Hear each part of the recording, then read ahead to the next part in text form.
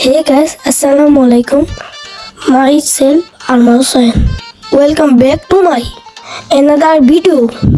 তো আজকের ভিডিওটা খুবই ইন্টারেস্টিং হতে চলেছে বিকজ এখন যেহেতু কাঁঠালের সিজন চলতেছে, কাঁঠাল পাকছে কি না আমি চেক দিতে গেছিলাম, গিয়ে দেখি নিচের কাঁঠালটাই পেকে গেছে।